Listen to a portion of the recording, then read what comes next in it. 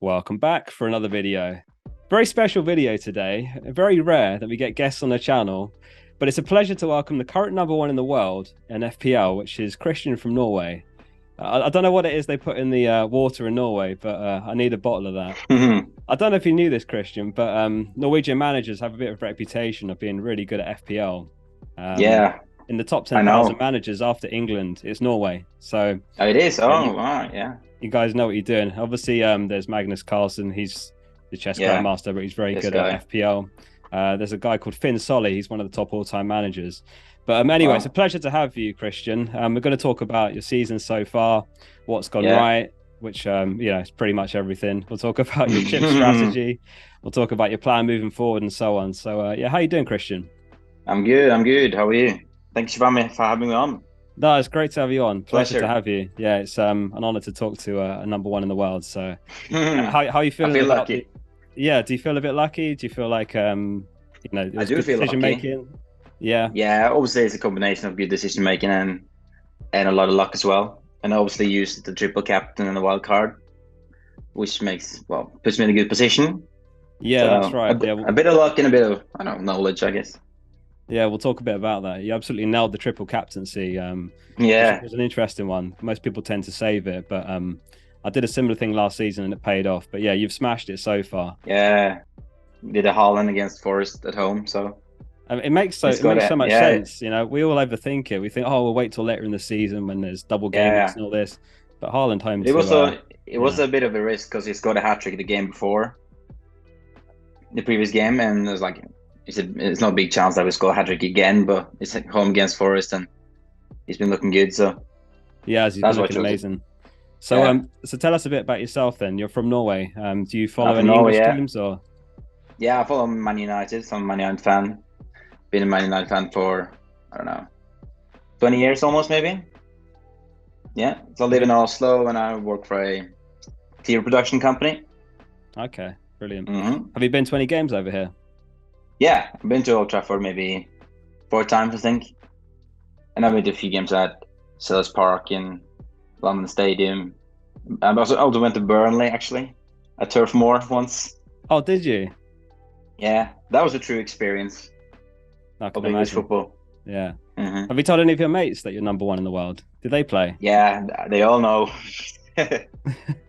No, I don't blame you. I'd be telling everyone as well. Yeah, So how long have you played FPL for? probably for only like 3 seasons. But like the previous seasons, I've probably like given up after like a few months, Oh, especially really? last Yeah. season when COVID obviously postponed a lot of games. Yeah, it's bizarre. So We've had yeah, a few seasons in a row where yeah, it's not been a normal season, with COVID and whatnot. And this exactly. season we've got the World Cup as well, Yeah. which we'll talk a bit about as well. Mm. What I'm interested to know, do you pay much attention to FPL content, videos or Twitter or anything like that? Not really. I don't really watch like FPL content on YouTube, or I don't have Twitter. I don't have a Twitter account. I just tend to follow my gut feeling and like general knowledge of football when it comes to playing fantasy. And maybe that's the reason why I'm like number one now, because maybe a lot of people follow the same tips and from the same people. And yeah, Yeah, it maybe makes that's the sense. reason. So Mm. you tend to do it on the eye test. You watch the games and kind Yeah, of look yeah, at who's impressing and whatnot. yeah, yeah. And I would just discuss with friends and stuff who play also play fantasy. So it's a combination. Yeah, got you. Hmm. So let's have a look a recap of your season then, because you started Gameweek 1 Yeah, with a really really good team, really nice spread of points. You had yeah. Cancelo, Trippier, Salah, Mm. Martinelli, Haaland, all chipping in with points. You must be absolutely loving Haaland, another Norwegian player in the Premier League. Yeah, fellow Uh, Norwegian. Yeah, that was the perfect choice. And I think I had him as a captain from game week 1 actually. oh, has he And been your permanent captain as well? yeah, from day one I Yeah, think he has. that's probably the And I had secret. yeah, yeah, he probably is. He's not blanked yet, right? I think he's returned in every game. While the Yeah, rest of us are juggling the captaincy. yeah, exactly. Maybe one he blanked maybe. And there's a lot of people who capped Salah against Bournemouth when Liverpool won 9-0. That was a So pivotal one. That yeah, yeah, I think exactly. I was one of those. I had the captaincy on Salah that week, and I thought, oh, this is going to be a Yeah, bloodbath. I can't wait for this. yeah. Didn't even Sometimes you get need an a assist. Nothing. Yeah, sometimes Yeah, you need a bit of that. But yeah, game week 2, right? So this was an interesting one. You brought in Grealish. yeah. I That forget was who a you gamble. sold now. Do you remember who that was? You sold, was it Rashford? Zaha. I think yeah, I had No, Rashford in the Rashford. first round. Yeah, and I changed him for Grealish, and I was a bit of a gamble just to do something different. And this, Um, yeah, but yeah, but didn't work out, so I switched him back to Rashford, I think, or was it Zaha in game week 3? that's it. Yeah, which is Yeah, interesting. It goes to show that stuff can still go wrong, and you can still go on to yeah, exactly, a great exactly. season. Because yeah, Grealish was benched, or I think he played 45 Yeah, it was minutes or banned from the something. beginning, exactly. And I was lucky to pick Zaha as well when he bagged 2 goals against Aston Villa, I think, at home. Yeah, that's it. Yeah, and then yeah, Yeah, game week 3, you sold Grealish for Zaha. So as soon as you brought Zaha Grealish was in, it. you sold him, and that was when Zaha Yeah, got you the 12 yeah, points. Um, yeah, Fairly like standard, and then up until game week 6 was an interesting one. We were talking about this just before yeah, we yeah, started recording, which was the Martinelli to Rashford move when Man yeah. United played Arsenal. What was the thinking with that one? Is that a bit of Man United bias, or could you Yeah, see it was something my there? new advice. Like I realized I had like 2 Arsenal players in the team.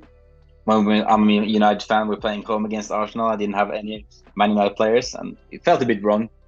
So we kind of like playing on a bit of emotion and had to get Rashford in there. And this was the week where I think Rashford scored twice, picked up an Yeah, assist. So again, an yeah, absolutely perfect decision. Couldn't have gone yeah, any it better was. that week. So I subbed Brilliant, in brilliant for move. yeah, and subbed in for Martinelli. He was also getting goal disallowed as well. So it Oh, was perfect move. yeah, it was. yeah, I had Martinelli, and I was kicking myself afterwards. Yeah, excellent yeah, move. yeah, Um, and then in game week 8, this was the one that propelled you to number 1. Obviously, we had the yeah, blank game week in game week 7. By the yeah, way, that must have been a long couple of weeks with that postponement, sitting at number 6 in the world. I imagine you just yeah, wanted to exactly. get going again, but you wildcarded in game week 8, um, Hmm. last game week, and this was the big week, and it was a really interesting team you've picked here. I get quite a few Hmm. questions about how many premium players we should have. Should we have 2? Exactly. Should we have 3? And my Hmm. answer is generally I would say 2 or 3, but 2 or 3, yeah. you fit 4 in, and you've made it I work. went before. Yeah, I made it work. The idea was kind of I was like number 6 in the world. I was like, if there's any chance I can get the number 1 spot, it will be now. So I just took a risk and got Kane, Haaland, Son, and De Bruyne in, and they all delivered. So I think that's why number 1 just went for the 4 premiums, Yeah, and all 4 delivered as which is a well. good move. Yeah, but I think actually the reason was I chose Saliba in the defense. And if I didn't pick him, I don't think I would get to the number 1 spot because he had a clean sheet, a goal, and then it Yeah, was man of the match, I think, as well. yeah, you got 15 points. Yeah, and Yeah, all 4 premiums chipped in as well with double digit exactly. points. The Son hat Mm. trick, that must have been an emotional roller Yeah, coaster seeing yeah, him he was, bench. he was, he was. I was talking to a friend of mine and he said I heard that Son is probably starting on the bench, and I was like, that's not good. But I actually told him in the Facebook chat, like, probably around in the 60th minutes he will come in. Like, he hasn't scored a goal yet this season. Like, he's got to start scoring someday and bag the hat trick in 15 minutes. So Yeah, it was was crazy. lucky. It was 7 years. I remember reading since the last hat trick off the bench. But yeah, sometimes you just need Oh things yeah. to go Mm, perfectly to plan like that. So yeah. yeah, And you well need a played. little luck to be at the top as well. That's true. Yeah. Yeah. So one thing that leaps out to me when we look at your team, it's still a very good team, and you've sent me a screenshot of your team for Game Week 9. Yeah. On the bench, I would say, maybe I'm wrong here because you're the number 1, not me. But I'd say your bench looks quite light. You've got Yeah. Black, Tanganga, and Greenwood. I'm not Yeah. sure if what the chances of any of them getting minutes going forward. Maybe Colback. Do you have a Yeah. plan to improve the bench, or are you going to trust the I starting think I'm 11? gonna do. I think I'm gonna do, but also have to plan for game week 12, where either Cancelo, Haaland, De Bruyne, Martinelli, or Saliba will play. So there are 5 players that won't play in game week 12. So I probably just got to use all my substitutes until then, taking out City or Arsenal players, I guess. Yeah, And then that's I still have like Andreas and Neto Williams in the team, which is like, not too strong. yeah. I mean, again, Forest. It's an away game against Leicester. If they can keep a clean sheet there, Yeah, they're going to be absolutely flying. But yeah, that's nice. it's a little bit of a risky one, the double Forest defense. But Yeah, It's a great team, and it's the only one I've seen with 4 premiums. And I mean, look Yeah, at it is. number 1 in the Wow. world. Yeah. Yes, I'm happy with that. So So yeah, I'm not thinking what I'm gonna do now, but I haven't made up my mind yet, so I'm trying to figure it out. do you think you'll make a transfer, or are you looking to just roll the transfer I in think Gameweek I'm 9? gonna roll it and start 2 transfers in the next round. I think either that or take out Saliba because he got gonna face Spurs. Yeah. So I'm probably gonna keep the transfer and have 2 transfers the next game. Yeah, it makes a lot of sense. So looking forward longer term, what's your season goal? Are you going to try and win the whole thing, or are you just enjoying the ride? It's one thing to be at the number one spot at like game week 8. So, but I got a good start, so I'm just gonna keep going, and I'm motivated now.